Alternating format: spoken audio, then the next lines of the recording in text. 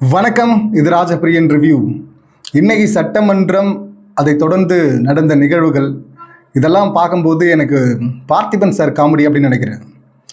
ஒரு படத்தில் பார்த்தீங்கன்னா ஒரு சின்ன பையன் இருப்பான்.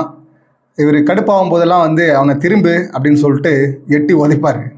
அது மாதிரி ஒரு முறை கடுப்பாயிட்டு திரும்பு அப்படின்னு சொன்னதும் பார்த்தீங்கன்னா அவன் சுதாரிச்சுட்டு திரும்ப மாட்டேன், திரும்பினா நீ உதைப்ப அப்படின்வான். அதுக்கு அவர் நீ திரும்பலனாலும் உதைப்பண்டா அப்படின்னு சொல்லிட்டு உதைப்பார். எனக்கு அந்த காமெடி தான் ஞாபகம் வந்துச்சு. மாண்புமிகு எதிர்கட்சி தலைவர் உதய் சார் அவர் ப்ரெஸ்ஸை சந்தித்து அங்கே பேசும்போது, இன்றைக்கி ஆளுநர் உரை தானே, இவங்க எதிர்கட்சி எதுவும் பேசலாம் முடியாதுல்ல, ஸோ அதனால் ஃப்ரீயாக விடு அப்படின்னு சொல்லிட்டு ஜாலியாக வந்திருப்பாங்க போல இருக்கு ஆளுங்கட்சி. ஆனாலும் பார்த்திங்கன்னா பேச முடியாத சூழல் இருந்தாலும் நாங்கள் சம்பவம் பண்ணுவோம் அப்படின்னு சொல்லிட்டு சம்பவம் பண்ணிட்டாங்க. இங்கே எல்லோரும் பேட்ச் குத்திட்டு வராங்க, வாயை தொடங்க சிஎம் சார் அப்படின்னு சொல்லிட்டு. அது மட்டுமே இல்லை, இன்னும் நிறைய வாசகங்கள். இங்கே திரையில் ஹீரோ, தரையில் வில்லன், கதறல் கேட்குதா சிஎம் சார் அப்படின்னு சொல்லிட்டு இன்னும் நிறைய நிறைய நிறைய. அதை தாண்டி அவர் ப்ரெஸ்ஸில் பேசி வச்சு செஞ்சு விட்டார் அப்படின்னு தான் சொல்லணும்.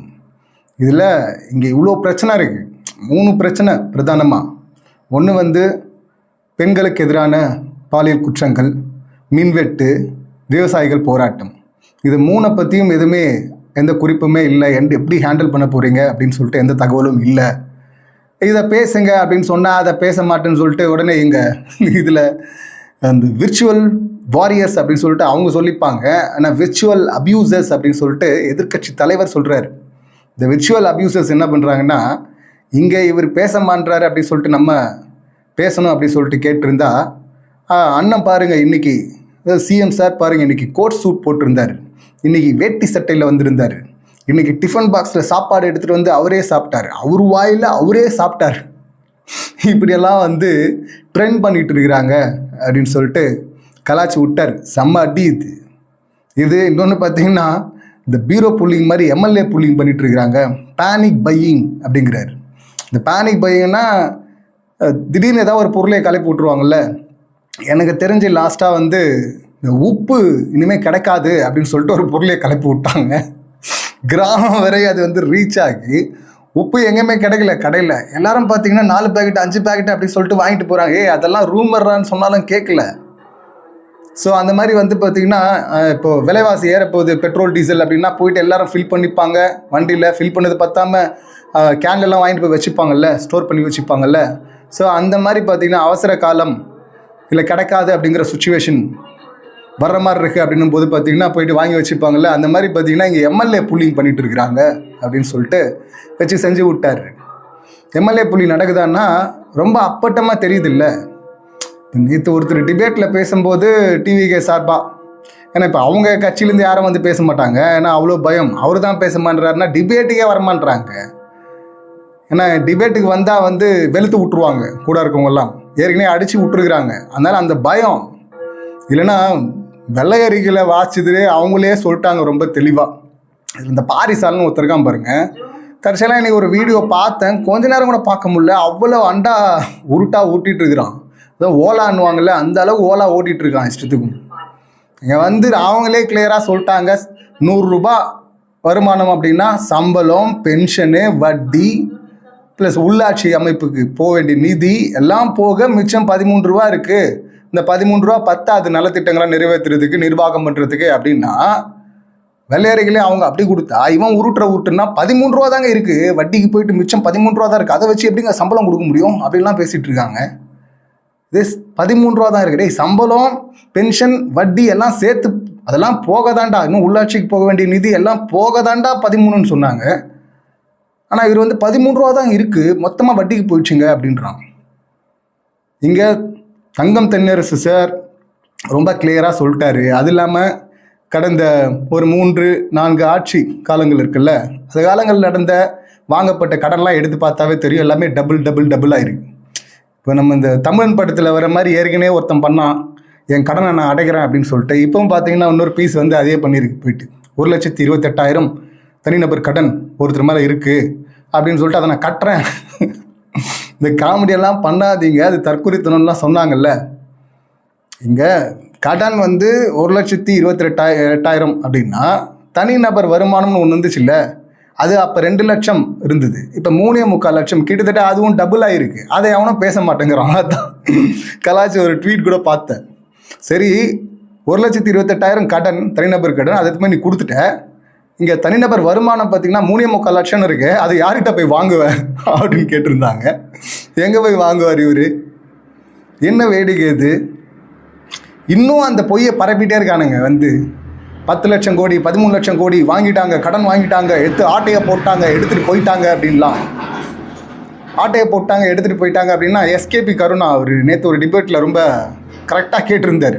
ஆனால் இன்னும் 1 வருஷம் இருக்குது, அது வரையும் இவங்க ஓட்டிகிட்டு தான் இருப்பாங்க. ஸ்டாலின் டாக்ஸ் அப்படின்னு சொல்லிட்டு 30% போகுது அப்படின்னு இவர் சொல்லியிருந்தார்ல, அந்த டாக்ஸை கட் பண்ணாவே இங்கே நலத்திட்டங்கள் நிறைய செய்ய முடியும் அப்படின்லாம் சொன்னார்ல. 4.5 லட்சம் கோடி பட்ஜெட்டு, அதில் 30%னா 1 லட்சம் கோடிக்கு மேலே வருது.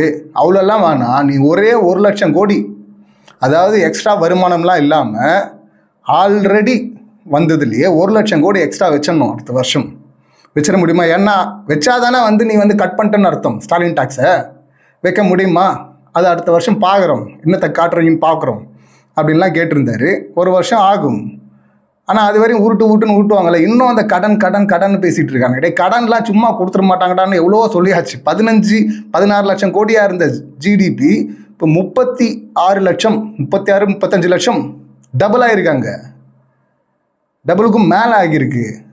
இது எப்படா வந்தது? தமிழ்நாடு இந்த உலகத்திலே பார்த்தீங்கன்னா ஸ்திரத்தன்மை இல்லாமல் போயிட்டு இருக்கிற பொருளாதார சுச்சுவேஷனில் தமிழ்நாடு 2ஆம் இடத்துல இருக்குது பெரிய பொருளாதாரம் அப்படின்னு சொல்லிட்டு நம்ம சொல்ல, இவங்க அண்ணன் நம்ம சிஎம் சார் அவர் தான் அங்கே நிதி ஆயோக்கில் போய் பேசினார். அதை எவனும் பேசவே மாட்டேங்கிறான். டேய், மற்றவங்க பேசினா தான் கேட்க மாட்டீங்க, உங்கள் அண்ணன் பேசுனத கூட கேட்க மாட்டீங்க. அங்கே போயிட்டு விமன் எம்பவர்மெண்ட்டில் இவ்வளோ முன்னோடியாக வளர்ந்துருக்கும் அப்படின்னு பேசினார்ல, அதெல்லாம் எங்கிருந்துடா வந்தது? நலத்திட்டங்கள் மூலமாக தானே வந்துச்சு. அது அங்கே தானே வந்தது, இன்வெஸ்ட்மெண்ட் அங்கே தானே போயிருக்கும். ஆனால் அதை விட்டுட்டு மொத்தமாக ஸ்டாலின் அவங்க ஃபேமிலி சூட்டி எடுத்துகிட்டு போயிட்டாங்க அப்படின்னு சொல்லிட்டு இன்னும் அப்படியே பரப்பிட்டே இருக்குங்க. தனிநபர் வருமானம் டபுளாக உயர்ந்திருக்குல்ல. இப்போ 1,28,000 கடன்னா அப்போ 3.25 லட்சம் இருக்குல்ல, தனிநபர் வருமானம் உயர்ந்திருக்குல்ல 2 லட்சத்துலேருந்து. அதை பேசணும்ல. ஜிடிபி உயர்ந்திருக்குல்ல, டபுளாக இருக்குல்ல, டபுளுக்கும் மேலே போயிருக்குல்ல, அதை பேசணும்ல. அது எங்கேருந்து வந்த பெரிய பொருளாதாரம்? ஆனால் இல்லை அதெல்லாம் கிடையாது. அவர் சூட்டி எடுத்துகிட்டு போயிட்டாங்க அந்த ஃபேமிலின்னு சொல்லிட்டு இன்னும் ஊட்டிகிட்டு இருக்குங்க. இது பொருளாதாரம் தெரியலையா, இல்லை கணக்கு எதுவும் புரியலையா, இல்லைன்னா அவ்வளோ வன்மமா? இவ்வளோ வன்மத்தை கொட்டுறேன்னு சொல்லிட்டு எல்லாம் பைத்தியக்காரன் தற்கொலைன்னு கூட சொல்ல முடியாது. பைத்தியக்காரத்தனமாக உளறிட்டு இருக்கானுங்க இஷ்டத்துக்கும். கடன் வாங்கிட்டாங்கன்னு. அதான் தங்கம் தென்னரசு சார் சொன்னார்ல, அடுத்த 5 வருஷம் நீங்கள் ஆட்சி பண்ணிங்கன்னா இப்போ 10 லட்சம் கோடின்னா 20 லட்சம் கோடி கடனில் தான் நிற்கும். நீங்கள் இதே 10 லட்சம் கோடியில் வச்சுருங்க, எல்லாமே உங்களுக்கு சப்போர்ட் பண்ண ஆரம்பிச்சிடுறோம், அதுக்கு வாய்ப்பே கிடையாது, டபுள் ஆகும் அப்படின்னு சொன்னால் அதுக்கும் திமுக தான் காரணம்னு மறுபடியும் விட்டுவானுங்க. இது கடந்த 4 ஆட்சி காலங்கள்லையும் டபுள் ஆகிட்டு இருக்கு. 52,000 கோடியிலேருந்து டபுள்னு ஒரு முறை ஆகிட்டு இருக்கு. அதே நேரத்தில் பொருளாதாரமும் வளருது. பொருளாதாரம் வளர்ந்தாதான்டா ரிசர்வ் பேங்க் கடன் கொடுப்பாங்க, இல்லைன்னா கொடுக்க மாட்டாங்கடா கடன். இன்னும் கடன் சும்மாலாம் வாங்கிட முடியும்? அப்படியே மத்திய அரசு ஒப்புதல் கொடுக்கணும், ரிசர்வ் பேங்க் கொடுக்கணும், ரிசர்வ் பேங்க்குடைய ஸ்டேட்மெண்ட்டும் இருக்குது இங்கே வளர்ந்துருக்கு அப்படின்னு. அது எதுவும் தெரியாது. அவ்வளோ டீட்டெயிலாம் இது இன்னும் ரொம்ப டீட்டெயிலாக கூட நம்மளும் பேசலையே. இது பேசிக்கான விஷயம் தானே இது. ஆனால் அது புரியாமல் இன்னும் கடன் பேசி உளறிட்டு இருக்காங்க ஆனால் இங்கே என்ன நடந்துட்டுருக்கு? எம்எல்ஏ புள்ளி நடந்துட்டுருக்கு. ஜெயிச்ச 1 மாதத்துக்குள்ள 5 பேர், விஜயபாஸ்கரோட சேர்த்து 5 பேர் ரிசைன் பண்ணுறாங்க. 5 எம்எல்ஏக்கள் ஒரே மாதத்தில். மக்களை எவ்வளவு சீப்பாக கேவலமாக நினச்சா அப்படி பண்ணுவீங்க நீங்கள்? எவ்வளோ ஒஸ்டான விஷயம் இல்லை? அப்படியே கண் கூட தெரியல. 4 பேர் போய் ஆல்ரெடி டிவிகளை ஜாயின் பண்ணிட்டாங்க, இவரும் போயிடுவார் அடுத்து. இப்போ ஒருத்தர் பேசுகிறாரு டிபேட்டில், டிவிக்கு சார்பாக பேசுகிறேன்னு சொல்லிட்டு உருட்டுறாரு. அந்த 4 பேர் இல்லைன்னா இப்போ இந்த 5 பேர் அப்படியே டிவிக்கில் நின்னாதான் அது குதிரை பேரும் அப்படிங்கிறாரு. என்ன கணக்கு, என்ன லாஜிக் இது? இங்கே 107 தான் நம்பர். 108 கொடுத்தாங்க, அண்ணா 2 இடத்துல நின்றதுனால ஒன்று ரிசைன் பண்ணிட்டார். 107 தான் நம்பர், அதுக்கு மேலே கிடையாது. தனி பெரும் கட்சி தான் தவிர பெரும்பான்மை பெற்ற கட்சியெல்லாம் கிடையாது. இது கூட்டணி கட்சி சப்போர்ட்டு தான் நின்றுட்டு இருக்கிறாங்க. கூட்டணின்னு நம்பி போனாங்கல்ல, ஆட்சியை காப்பாற்றும் மக்கள் மேண்டேட் கொடுத்தாங்கன்னா உளறிட்டு போனாங்கல்ல, ஆனால் அதுக்கு முன்னாடி ஒரு பொருளை கலப்பினாங்க பாருங்கள், டிஎம்கே ஏடிஎம்கே ஒன்றா சேரப்போகுது. இப்போ கடைசியாக திருமாவளவன் அப்போ வந்து சொன்னார் அப்படி பேசப்பட்டதுன்ட்டு இப்போ வந்து சொல்லிட்டு இருக்காரு ஒரு இன்டர்வியூவில். நான் வந்து அது வந்து பேசுனது வந்து சுதீஷ், விஜயகாந்த் சாருடைய மச்சான் சுதீஷ் தான் அந்த மாதிரி ஒரு ஐடியாவை சொன்னார். ஆனால் வந்து ஸ்டாலின் அப்பயே வந்து மறுத்துட்டார். அது எப்படி ஒர்க் ஆகும், அதெல்லாம் ஒர்க் ஆகாதுன்னு மறுத்துட்டாரு அப்படின்னு. அப்போ உருட்டுன உருட்டு வேற. இப்போ நம்பி போயிருக்காங்கல்ல இந்த எம்எல்ஏ புள்ளிங்கெல்லாம் எதுக்காக? இவங்களை நம்பிலாம் நம்ம ஆட்சி நடத்த முடியாது, கூட்டணி ஆட்சி அப்படி இருக்க முடியல. கூட்டணி ஆட்சி முதல் முறையாக வந்துருச்சுன்னா உருட்டு, அது வேற உருட்டு. இவங்க வந்து 118க்கு மேலே ஜெயிச்சு அப்போ எக்ஸ்ட்ரா வாங்க கூட்டணி ஆட்சி, இது கூட்டணி ஆட்சி தான் நாங்கள் இங்கே பண்ண விரும்புகிறோம் அப்படின்னு சொல்லிட்டு கொடுத்துருந்தாங்கன்னா அது வேற. இப்போ அவங்களுக்கு வேற வழி கிடையாது, உங்கள் சப்போர்ட்டில் தான் ஆட்சியே அமைக்கணும். அப்படின்னா உங்களுக்கு ஷேர் கொடுத்தானே ஆகணும் மினிஸ்ட்ரியில். அதனால தானே கொடுத்தாங்க, என்னவோ பெருந்தன்மையாக கொடுத்துட்ட மாதிரி. இப்போவும் அந்த பயம் இருக்கிறதுனால தான் இந்த பேனிக் பையிங், அது எப்போ வேணால் கலைஞ்சிரும். 6 மாதத்துக்கு பிரச்சனை இல்லைன்னா கூட இப்போவே ஆரம்பிச்சிட்டாங்க அந்த வேலையை. இல்லைன்னா எதுக்குங்க 1 மாதத்துக்குள்ளே 5 பேர் ரிசைன் பண்ணணும்? ஓட்டு போட்ட மக்கள்லாம் என்ன நினச்சிட்டு இருப்பாங்க இவங்க? அந்த மக்கள்லாம் கேட்டால் உட்கட்சி பிரச்சனைக்கு ஒரே மாதத்தில் வந்து ரிசைன் பண்ணிட்டு வந்துடுவீங்களா 5 பேரும்? அதில் எல்லாம் வந்து டிவிகளை ஜாயின் பண்ணுறீங்களா? இப்போ இவங்க அப்படியே கண்டெஸ்ட் பண்ணால், டிவிக்கு சார்பாக கண்டெஸ்ட் பண்ணால் அதுதான் குதிரை பேருன்றாங்க. அது இல்லை, இவங்க 12 நாளாக அது குதிரை பேரும் தான். ஏன்னா 107 நம்பரை தாண்டறதுக்கு இல்லை, இதில் திருச்சியில் அவர் ஜெயிச்சாலும் 108 தாண்டறதுக்கு வழி கிடையாது. ஆனால் இப்போ அந்த வழியை கிரியேட் பண்ணுறாங்க. ஆல்ரெடி ஏடிஎம்கேல குறிப்பாக ஜெயித்தவங்க அந்த வழியை கிரியேட் பண்ணி கொடுக்குறீங்க. இப்போ ஒரு தொகுதியில் இடைத்தேர்தல் வர இருந்தது, இப்போ இது ஒரு 5, இப்போதைக்கு 6, இன்னும் நிறைய பேர் ரிசைன் பண்ண வாய்ப்பு இருக்குன்றாங்க. அப்போ அத்தனை இடத்துலையும் டிவிக்கு இதுவரை ஜெயிக்கல, அதில் ஒன்று தவிர 5 இடத்துல ஜெயிக்கல. 5 பேர் நீங்கள் ரிசைன் பண்ணுறீங்க, இப்போதைக்கு கணக்குப்படி பார்த்தீங்கன்னா 5 பேர் ரிசைன் பண்ணுறீங்கன்னா அதில் ஜெயிக்கிறதுக்கான வாய்ப்பை ஸ்பேஸை கிரியேட் பண்ணி கொடுக்குறீங்களா டிவிகேக்கு. அப்போ என்ன பேரம்? அது குதிரை பேரம் தான் சொல்லிட்டு அப்பட்டமாக தெரியுது. எல்லாத்துக்கும் மேலே டிடிவி கதறினார். அப்போயே ஒரே ஒரு குருக்கள் வரான்னு வச்சுருந்தார் ஒருத்தர், அவரை காருக்குள்ளே வச்சு கையெழுத்த வாங்கினாங்க. அதுக்கப்புறம் வந்து பார்த்திங்கன்னா ஃபோனை மிஸ் பண்ணிட்டு அதனால தான் ஃபோன் எடுக்கலை அப்படின்னாரு, நான் சைனே போடலன்னாரு. அப்புறம் இங்கே உள்ள சட்டமன்றத்தில் வந்து அப்படியே அந்தர்பல்ட்டி அடித்தார். இதெல்லாம் அப்பட்டமாக தெரியல குதிரை பேரம்னு. அது நீ ஒத்துக்கலைனாலும் இப்போ ரிசைன் பண்ணிட்டு போகிறதெல்லாம் பிரச்சாரம் போயிட்டு மக்கள் அங்கே வந்து ஓட்டு போட்டால் ஒரே மாதத்தில் அப்படி தூக்கி போட்டு போகிறாங்க அப்படின்னு அந்த பதவியை கேட்டால் நல்லது செய்ய முடியாது. டேங்க அப்பா, எதிர்கட்சி வரிசையில் இருந்தவங்க எம்எல்ஏ நிதி வரப்போகுது, அதை வச்சு செய்யுங்க. இல்லை நீங்கள் கேள்வி கேட்குறதே, இந்த அரசை நோக்கி மக்களுக்கான கேள்வி கேட்குறதே நீங்கள் செய்கிற மக்களுக்கு சரி நல்லது தானே. எதிர்கட்சியே இல்லாத அரசை உருவாக்கும்னு ஒருத்தர் வளர்னார்ல, அந்த மாதிரி இருக்குல்ல. இங்கே இதில் கேட்குறார் உதயநிதி சார், நீங்கள் என்ன சொன்னீங்க? பச்சிளம் குழந்தைகள், பள்ளி போகிற பெண்கள், வீட்டில் இருக்கிற பெண்கள், வேலைக்கு போகிற பெண்கள், அவங்க நடக்கிற கொடுமையை சொல்ல முடியல சிஎம் சார் அப்படின்லாம் சொன்னீங்களே, சவடாலாம் விட்டீங்களே, வீரவசனம்லாம் பேசுனீங்களே. அது ஒரு படத்தில் டைலாக் வரும்ல, அந்த குரங்கு பெண் பொம்மை என்ன வேலை, கண்ணாடி சார் அப்படின்னாங்கல்ல. ஸோ அந்த மாதிரி தான் சார், அது கண்ணாடி சார், கண்ணாடியை பார்த்து பேசிகிட்டு இருக்கீங்க சார் அப்படின்னு சொல்கிறாரு. ரமேஷ் அவர்கள் பேசின அந்த கிளிப் எடுத்து போடுறாங்க, அப்படியே மேட்ச் ஆகுதில்ல. கருவில் இருக்கிற குழந்தை வரை, வயதான பாட்டி வரை பார்த்தீங்கன்னா இங்கே பாதுகாப்பு இல்லாத ஆட்சி, எங்களுக்கு தேவையில்லை இந்த ஆட்சி அப்படின்னு அப்படியே இப்போ சிங்க் ஆகுதில்ல. ஒரே நாளில் 12 கேஸு, அதை பற்றி யாரும் பேசலை. இந்த பொள்ளாச்சி சம்பவத்தை விட கொடுமையாக சேலத்தில் நடந்திருக்கு, அதை பற்றி யாரும் பேசலை. ஒரு பெண்ணை பலாத்காரப்படுத்தியிருக்காங்க, பாலியல் ரீதியாக துன்புறுத்திருக்காங்க. அந்த பெண் சொல்கிறாங்க எம்எல்ஏக்கு சம்மந்தம் இருக்குன்னு. யார் அந்த சார் அப்படின்லாம் ஊட்டினவங்க, கத்தனவங்க, கதறினவங்க, இப்போ அந்த சார் யாருன்னு தெரிஞ்சும் அதை பற்றி பேசல. இதை கேட்டால் ராஜ்மோகன் சார் அவர் வந்து சொல்கிறாரு, விக்டிம்ஸ் வந்து பார்த்திங்கன்னா இப்போ பாதுகாப்பாக உணர்றாங்களாம் கம்ப்ளைண்ட்டை கொடுக்குறதுக்கு. எப்படி முன்னெல்லாம் கம்ப்ளைண்ட் கொடுக்கலையா, இப்போ கம்ப்ளைண்ட் கொடுக்குறோம். முன்னாடி கம்ப்ளைண்ட் கொடுக்கலன்னு இவங்க சொல்கிறபடி எடுத்தாலே 1-2 நடக்கும்போதே பார்த்திங்கன்னா அந்த கொடுமையை சொல்ல முடியல அப்படின்லாம் சொன்னீங்கல்ல. இப்போ இதெல்லாம் பார்க்கும்போது உங்களுக்கு உறுத்தல. இதில் இன்னொன்று, இந்த தமிழ் தாய் வாழ்த்து பிரச்சனை இவங்களுக்கு தொடர்ந்து வந்துக்கிட்டே இருக்கு. இதுக்கு முன்னாடியெல்லாம் கேட்கும்போது சட்டமன்றத்தில் அரச நிகழ்ச்சியில் நம்ம அமைச்சரானதுக்கப்புறம் நம்ம அரச நிகழ்ச்சியில் அப்படி விட்டுற மாட்டோம்னாங்க, தமிழ் தாய் வாழ்த்து பாடிருக்கிறாங்க. அப்புறம் பார்த்தீங்கன்னா தேசிய கீதம், மறுபடியும் எண்டில் தேசிய கீதம். நம்ம மரபு என்னப்பா, இதுவரை ஃபாலோ பண்ணி வந்தது என்ன? ஃபஸ்ட்டு தமிழ்த்தாய் வாழ்த்து ஆரம்பத்தில், எண்டில் தேசிய கீதம், இதுதானே. இப்போ எதுக்கு தேசிய கீதம் 2 முறை? உடனே வந்து ஆன்டி நேஷனல்ஸ் அப்படின்னு உருட்டுவானுங்க. டாய், தேசிய கீதத்தை மதிக்கிறோம், அதை யாரும் மதிக்காமலாம் இல்லை. அதனால தான் சொல்கிறோம், இங்கே ஆரம்பத்தில் ஒன்று, எண்டில் ஒன்று. இங்கே தமிழ், எண்டில் பார்த்தீங்கன்னா தேசிய கீதம், அப்படி தான் நிறைவடையணும். இதுதானே மரபு. இப்போ எதுக்கு டபுளாக இங்கே? இது எப்படி இருக்குது தெரியுமா? பக்கத்தில் ஒரு சேரை போட்டு, சேரை போடுறதில்ல, ஒரு சேர் ஒருத்தருக்கு, எண்டில் இன்னொருத்தருக்கு ஒரு சேர் அப்படின்னா, ஃபஸ்ட்டு சேரில் வந்து கொஞ்சம் நகருங்களேன், அட்ஜஸ்ட் பண்ணி உட்காந்துக்கலாம் அப்படின்னு சொல்லிட்டு உட்காந்து அப்படியே கொஞ்சம் கொஞ்சமாக வந்து தள்ளி விட்றதுக்கான வாய்ப்பு இருக்குல்ல. ஸ்டார்டிங்லேயும் எண்டிங்லேயும் தேசிய கீதம் அப்படின்னு சொல்லிட்டு மாறதுக்கான வாய்ப்பு இருக்குல்ல. மரபை எதுக்குங்க மாற்றணும்? அதான் எண்டில் பாட போகிறோம்ல. அதை கேட்டால் அது எத்தனை முறை பாடினாலும் முதல் தமிழ்த்தாய் தமிழ் எங்கள் பேச்சு, தமிழ் எங்கள் மூச்சு, தமிழ் எங்கள் வாழ்க்கை. சார் முதல்ல அந்த சர்டிஃபிகேட்டை கொஞ்சம் காட்டுங்க சார். ஏன்னா இவர் தான் அடிக்கடி வந்து பேசி, அவர் வீடியோ காலில் பேசுபவர் இல்லை, வீட்டுக்கே வந்து பேசுவார். வீட்டிலேருந்தே பேச மாட்டேங்கிறார் வீடியோ போட்டு அப்படின்னு சொல்லிட்டு இருக்கிறாங்க. இதில் வந்து வீட்டுக்கே வந்து பேசுவார்.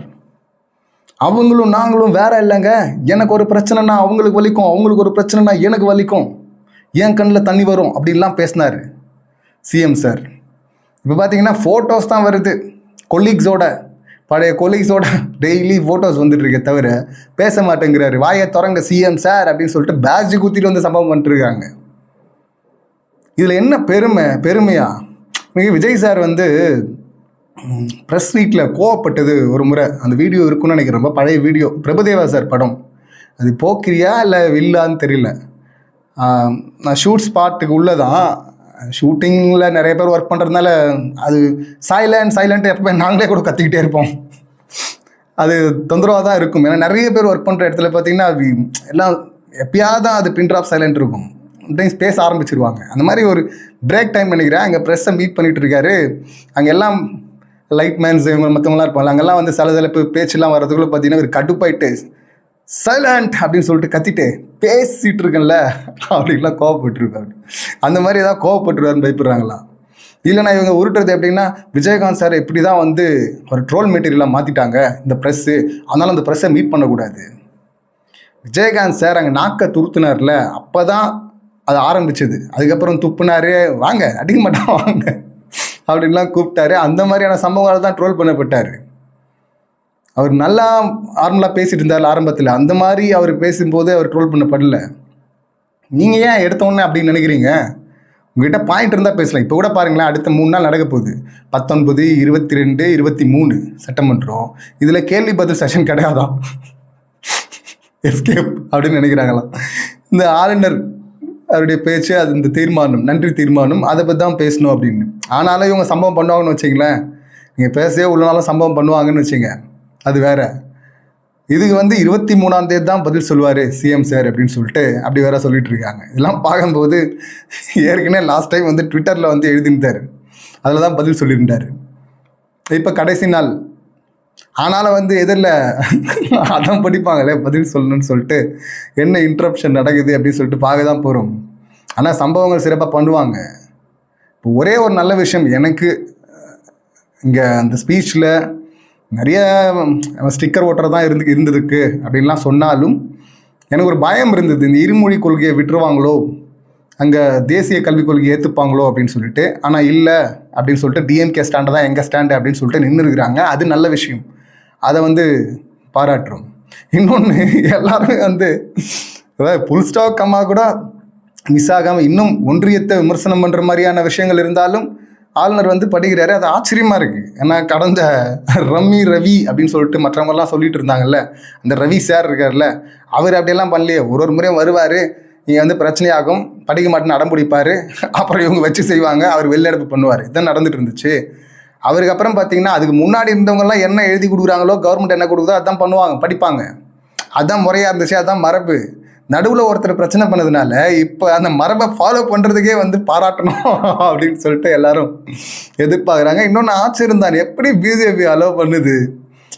ஏன்னா அந்தளவுக்கு அடம் பிடிச்சிட்டு இருந்தார் ரவி அவர்கள் ஆளுநராக இருக்கும்போது. இப்போ இவர் வந்து பார்த்திங்கன்னா என்ன இருந்தாலும் படிக்கிறேன், அதுதானே என் கடமை அப்படின்னு சொல்லிட்டு படிச்சுட்டு போகிறாரு. அது எல்லாம் அதுக்கு முன்னாடி இருந்தவங்களும் பண்ணதான் இருந்தாலும் லாஸ்ட்டாக ஒருத்தர் அடம் பிடிச்சதுனால இப்போ அதுவே பெரிய விஷயமா தெரியுது.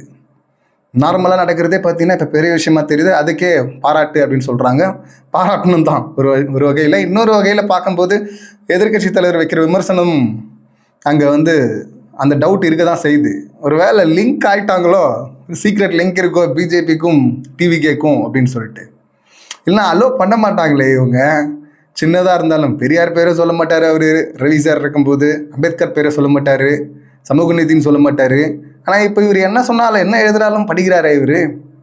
எப்படி இந்த மாற்றம் அப்படின்னு சொல்லிட்டு ஒரு டவுட்டு வரதானே செய்யும். அந்த டவுட்டை வந்து கேட்குறாரு. அது உண்மை தானே. என்ன இருந்தாலும் இப்போ வந்து இன்னொரு வீடியோ ஒன்று, சார் வந்து கார் ஓட்டுறது. அதான் இவங்க எப்படியெல்லாம் பாருங்க, என்ன பிரச்சனை நடந்துட்டுருக்கு, அந்த பிரச்சனையை பற்றி எதுவும் பேசாமல் என்னமா கார் ஓட்டுறாரு பாருன்னு சொல்லிட்டு ஒரு வீடியோ போடுறாங்க. அந்த வீடியோவில் ஒரு ஜூஸ் இருக்குது, தியானம் பண்ணலாம் தப்பில்லை, ஆனால் எங்கே பண்ணோம், கான்வாய் முன்னாடி போயிட்டுருக்கு, கார் ஓட்டிருக்காரு, ஜூஸ் இருக்குது, அது ஆப்பிள் ஜூஸ் அப்படின்றாங்க. என்ன ஜூஸ்ன்னு தெரில, அது சாருக்கு தான் தெரியும். சீட் பெல்ட் போட்டாரா அப்படின்லாம். முதல்ல இந்த வீடியோ யார் எடுத்திருப்பாங்க, உள்ளே இருக்கிறவங்க தான், அவர் நெருக்கமானவங்க தான் எடுத்திருக்கிறாங்க. அதை எடுத்து பார்த்தீங்கன்னா அதை ட்ரெண்ட் ஆகுறது. ட்ரெண்ட் ஆகிறதுக்கு என்ன இருக்குது, இங்கே என்ன பிரச்சனை நடந்துகிட்ருக்கு, ஒரு முறையாவது பேசலாம்ல, அட்லீஸ்ட் வீடியோ போட்டாவது பேசலாம்ல. பாதிக்கப்பட்ட மக்களுக்கு இப்போது ஏற்கனவே வந்து அந்த கோவை சம்பவத்தில் பார்த்திங்கன்னா அவங்க உறவினர் ஒருத்தவங்க பேசியிருந்தாங்கல்ல, சார் வந்து பேசல. அவ்வளோ பெரிய துயரமான சம்பவம் நடந்திருக்கு, எல்லாம் பதறிட்டு இருக்காங்க, கத்திக்கிட்டு இருக்காங்க, கதறிட்டு இருக்கிறாங்க. அந்த உறவினர் ரொம்ப இதுவாக கேட்டாங்க, சார் வந்து பேசுவார்னு எதிர்பார்த்தோம், பேசல அப்படின்னு சொல்லிட்டு. அதுதானே எதிர்பார்க்குறாங்க எல்லாருமே. நீங்கள் நம்பிக்கையை கொடுக்குற மாதிரி வந்து பேசுங்க அப்படின்னு கேட்டால் சிங்கப்பெண் படை அப்படின்றாங்க. கடைசியில் பார்த்திங்கன்னா இன்னும் நிறைய சம்பவங்கள்லாம் சோஷியல் மீடியாவில் பார்க்க முடியுது. அவங்களுக்கே பாதுகாப்பு இல்லாத சூழல் இருக்குது அப்படின்லாம் சொல்லிட்டு ட்ரோல் பண்ணிகிட்டு இருக்கிறாங்க. இப்போ என்ன திட்டம் இருக்குது, எந்த பவருமே இல்லாமல் நம்ம ஏற்கனவே சொல்லியிருந்தாலும் ஒரு ஃப்ரெண்ட்ஸாக போலீஸ் மாதிரி ஆக்கி விட்ருக்காங்க, போலீஸ் எடுத்துகிட்டு வந்து அப்படின்னு. ஸோ அந்த லெவலில் எடுத்துகிட்டு வந்திருக்காங்க. ஸோ இங்கே பிரச்சனை நடந்துகிட்ருக்கு. 175 பாலியல் குற்றங்கள் மட்டும் கடந்த ஒரு மாதத்தில் அப்படின்னு சொல்லிட்டு எதிர்க்கட்சி தலைவர் சொல்கிறார். 65 கொலை, 4 ஆணவ கொலைங்கிறார். ஒரு ஆணவ கொலை நடந்தாலும் பயங்கரமாக பேசப்படும், விவாதிக்கப்படும், பேசப்படணும், விவாதிக்கப்படணும். உண்மைதான், டிஎம்கே பீரியடில் பண்ணோம்ல. இப்போ ஏன் வந்து 4 நடந்துருக்குன்றாங்க, எங்கே பேசவே மாட்றாங்க யாருமே. கேட்டால் 6 மாதம் டைம் வேணுமா, இதுக்கும் 6 மாதம் டைம் வேணுமா, ஒரு மாதத்துலேயே இவ்வளோ கேட்டால் என்னங்க இவ்வளோ அப்படின்னு கேட்டால் அதுக்கு ஒரு பதில் கொடுக்குறாரு பாருங்கள் ஒரு அமைச்சர் வந்து. என்ன பதில் அது? நான் விக்டிம்ஸ் வந்து இப்போ தான், இது ஒன்றும் புது பதிலாம் கிடையாது. இது ஏற்கனவே வந்து எடப்பாடி அவர்கள் முதலமைச்சராக இருக்கும்போது பார்த்தீங்கன்னா இதே போல் கேட்கும்போது நிறைய பேர் கம்ப்ளைண்ட் கொடுக்குறாங்க. அப்போ வந்து கம்ப்ளைண்ட் கொடுக்கல, இது ஒரு பதில்னு வேறு சொல்கிறீங்களா சார்? சரி, அவங்க கம்ப்ளைண்ட் கொடுக்கட்டும் சார். இன்னும் அவார்டுக்கு அப்ளை பண்ணிகிட்டு இருக்காங்க, அவார்டு வாங்குறதுக்கு அப்ளை பண்ணுறாங்க, அவங்க கம்ப்ளைண்ட் கொடுக்குறாங்க, முன்னாடி கொடுக்கலன்னு கூட வச்சுங்களேன். உங்களை நம்பி விக்டிம்ஸ் அவ்வளோ பேர் வர்றாங்களே, அதை பார்த்தா அது பதற வேணாம். இவ்வளோ நடந்திருக்குங்க, இதுக்கு முன்னாடி எப்படியான இருக்கட்டுங்க, நாங்கள் வந்து நடக்க விடாமல் தடுப்போம்னு சொன்னங்க, இவ்வளோ நடந்திருக்குல்ல, இவ்வளோ பேர் நம்பி வர்றீங்கல்ல, நாங்கள் நடவடிக்கை எடுப்போம். இவர் தான் சொன்னார் அந்த எம்எல்ஏ மேலே என்ன நடவடிக்கை, சேலம் சம்பவத்தில் என்ன நடவடிக்கை அப்படின்லாம் கேட்கும்போது விசாரித்து நடவடிக்கை எடுக்கப்படும் அப்படின்லாம். என்ன நடவடிக்கை எடுத்தீங்க இதுவரை? ஒன்றும் இல்லை. இதுதானா? அதாவது உங்களுக்கு சம்பவம் பண்ணுறதுல சந்தோஷம் கிடையாது, குறைந்தபட்சம் சட்டம் ஒழுங்கு சார். நீங்கள் தானே சார் சொன்னீங்க அந்த கொடுமையை சொல்ல முடியல சிஎம் சார் அப்படின்னு. இந்த கொடுமையெல்லாம் பார்த்துக்கிட்டு பழைய ஆட்கள் எப்படி உருட்டினாங்களோ அதை விட பயங்கரமாக ஊட்டிட்டு போகிறீங்க. இதுதான் மாற்றமா? மாற்றம் நாங்கள் இப்போ மாட்டிக்கிட்டோம் எல்லாரும் அப்படின்னு சொல்லிட்டு மக்கள் ஃபீல் பண்ணுறாங்க அப்படின்னு சொல்லிட்டு எதிர்கட்சி தலைவர் சொல்கிறார். அது ஒரு வகையில் உண்மை அப்படிங்கிற மாதிரி தானே இருக்குது. இவ்வளவு இருக்குது, பொய்யா இதுக்கு முன்னாடி பரப்புனீங்க, ஓகே. கடன் சொல்லிட்டு இப்போ அப்படி பரப்பிட்டு இருக்கானுங்க. பொதுவாக பேசுகிறேன் அப்படின்றவங்க கூட பார்த்தீங்கன்னா வந்து இவ்வளோ கடன் இருக்கும்போது எப்படி ஒரு நல்லதெல்லாம் செய்ய முடியும், திட்டங்கள்லாம் செய்ய முடியும் அப்படின்னு சொல்லிட்டு உருட்டு வேறு. நீ செய்ய மாட்ட, உன்னால் செய்ய முடியாதுதான் எங்கெல்லாம் தெரியுமே, அதை செய்யுங்கன்னு கூட கேட்கலையே. இதில் இன்னொன்று என்னென்னா, ஆர்பிஐ வந்து முன்னாடியே கொடுத்துருச்சு, 6 மாதம் முன்னாடியே. இவங்க சொல்கிற இந்த 10 லட்சம் கோடி கடன் கூட பார்த்தீங்கன்னா இடைக்கால பட்ஜெட்டில் அவங்களே சொல்லிட்டாங்க. அதுக்கப்புறமா தான் நீங்கள் வாக்குறுதியாக கொடுத்தீங்க. கேட்டால் அதுக்கு தானே சொன்னார், ஸ்டாலின் டேக்ஸ் இருக்குது, அது 30% போகுது, அந்த 30% பிடிச்சா நாங்கள் செஞ்சிருவோம்னு. எங்க பிடிங்க, எங்க தப்பு பண்ணால் தூக்கி உள்ளே கூட வைங்க, யாருங்க வேணான்னா வைங்களேன். ஆனால் அது வைக்கவே மாட்டாங்க பாருங்க கடைசி வரையும். நான் இந்த ஊட்டெல்லாம் ஏற்கனவே பார்த்துட்டோம். 1.5 லட்சம் கோடி ஊழல் அப்படின்னா சொல்லிட்டு 2Gயில் கடைசியில் 7 வருஷம் கேஸை நடத்தி ஜட்ஜாக புலம்பு விட்டீங்களே, 7 வருஷமாக வெயிட் பண்ணுறேன், ஒரே ஒரு சின்ன எவிடன்ஸ் கூட இல்லை அப்படின்னு. அதுக்கு அவரே ஆராசாவே வாதாடி அதுலேருந்து வெளியே வந்துட்டார். இதெல்லாம் பார்த்துட்டு வந்திருக்கிறோம். அதனால் இல்லைன்னா என்ன சொல்லுவாங்க, உடனே விஞ்ஞான ஊழல் அப்படின்வாங்க. டேய் அப்போ இல்லை நான் தற்கூறிங்களா? நான் அவங்கள கேட்கல, இந்த முட்டு கொடுக்குறவங்கள சொல்கிறேன். தற்கூறிங்களடா நீங்கள்? இல்லை நீங்கள் நம்புகிறவங்க விஞ்ஞான ஊழலாம் அதை எடுத்து வெளியே எடுத்துகிட்டு வந்துட்டு சட்டப்படி அவங்களுக்கு தண்டனை வாங்கி கொடுக்குற அளவுக்கு கூட அறிவு இல்லையா? மக்கு அப்படின்னு சொல்லிட்டு நீங்கள் சொல்கிறீங்களா? அவங்கள நாம் சொல்ல, அவங்க சொல்கிறாங்க போல. இது அவங்க ஆதரிக்கிற ஆட்சியாளர்கள் இதுக்கு முன்னாடி அப்படி தான் சொல்லிட்டு இருந்தாங்க. இப்போ அதை செய்யுங்க. செஞ்சால் நாங்கள் முட்டெல்லாம் கொடுக்க போகிறது இல்லை. ஆனால் நீங்கள் செய்ய மாட்டீங்க. அதுதான் அவரே வெள்ளை அறிக்கையில் சொல்லுவார்னு பார்த்தா, இந்த இடத்துல ஊழல் நடந்திருக்குன்னு பார்த்தா லீக்கேஜ் அப்படின்னு சொல்லிட்டு எஸ்கேப் ஆகிட்டு பொதுவாக சொல்லிட்டு போயிட்டு, இதில் எந்த நலத்திட்டத்துக்கும் பார்த்தீங்கன்னா தப்பெல்லாம் நிதியெல்லாம் ஒதுக்கப்படல, எல்லாமே சரியாக நடந்திருக்கு. அது நம்ம ப்ரைடு அப்படிங்கிறாரு. அவர் அங்கே ப்ரைடு அப்படின்ட்டு போகிறாரு. இங்கே 1,28,000 கடன் வாங்கிட்டாங்க. ஐயோ நாளைக்கு பேங்க்லேருந்து அப்படியே கழுத்தை பிடிக்க போகிறாங்க, கடனை கட்டு அப்படின்னு சொல்லிட்டு. அந்த மாதிரி மக்களை முட்டாளாக்குறதுக்காக இப்படி ஒன்று பரப்பிட்டு சுற்றிட்டு இருக்குங்க. ஜிடிபி எவ்வளோ உயர்ந்துச்சு, தனிநபர் வருமானம் எவ்வளோ உயர்ந்துச்சு, அதை பற்றி எந்த கவலையும் இல்லை. இது தற்குறிகள் பேசினா பரவாயில்ல, இல்லைன்னா புரியாதவர்கள் பேசினா பரவாயில்ல. படித்தவங்க அறிவோலிகள் நாங்கள் அதிமேதாவிகள்றாங்களே அவங்களே பரப்பிட்டு இருக்காங்க. இதை பரப்புறேன்னா ஒன்றே ஒன்று தான், வன்மம் மட்டும்தான் காது மூக்கு வாயின்னு வழிஞ்சிட்டு இருக்கு. இல்லைன்னா இதை சொல்ல வேண்டியதானே, இது எப்படி உனக்கு புரியாமல் போகும்? இதில் அவர் ஒன்று விட்டார், இந்த ட்ரெஸ்ஸு அவர் வாயாலே அவர் சாப்பிட்றாரு அப்படிங்கிறத தாண்டி க்யூட் தொப்பை அண்ணனுக்கு அப்படின்னு சொல்லிட்டு அது கூட ட்ரெண்ட் பண்ணுறது. க்யூட் தொப்பையா, குழந்தைகள் பாதிக்கப்பட்டு இருக்காங்க, செத்துட்டு இருக்காங்க, க்யூட் தொப்பைலாம் சொல்ல வருது இல்லை. கரண்ட்டு கட்டுன்னு சொல்லிட்டு குழந்தைய வச்சுட்டு ரோட்டில் நின்றுட்டு இருக்கிறாங்க. உங்களுக்கு க்யூட் தொப்பை தெரியுதா? கார் ஓட்டுறது, சாப்பிட்றது, க்யூட் தொப்பை, டைமுக்கு டைம் போகிறது, எல்லாம் அதான் சொல்ல மாற்றம் இல்லை. இது மாட்டிக்கிட்டோம் அப்படின்னு தான் மக்கள் நினைக்கிற அளவு தான் இருக்குது. பாப்போம். இன்னும் இந்த கேள்வி பதில் இல்லை அப்படின்னு சொன்னாலும் நிம்மதியாக ரிலாக்ஸ் எல்லாம் இருந்துடாதீங்க. சம்பவக்காரர்கள் அவங்க சம்பவம் பண்ணுவாங்க. அடுத்து என்ன சம்பவம்லாம் நடக்குதுன்னு சொல்லிட்டு வெயிட் பண்ணி பார்ப்போம். இந்த சம்பவங்களை நீங்கள் எப்படி பார்க்குறீங்க? இன்னொன்று ஒரே ஒரு விஷயம், இந்த மின்துறை அமைச்சர் இருக்கார்ல, அவர் உருட்டு ஒன்று இங்கே ஜெயலலிதா மேடம் இருக்கிற வரை பார்த்தீங்கன்னா அந்த 3 திட்டங்கள், உதயமின் திட்டம், நீட்டு, அப்புறம் இன்னொரு திட்டம், 3மே சைன் பண்ண முடியாது அப்படின்னு சொல்லிட்டு வச்சுருந்தது.